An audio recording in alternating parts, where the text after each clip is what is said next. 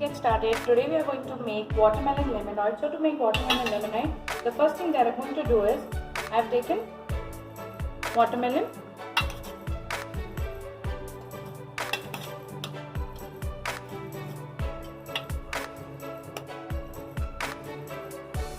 and then I'm going to add half glass of water, and then I'm going to add about 2 teaspoons of lemon juice. Then goes in the chaat masala.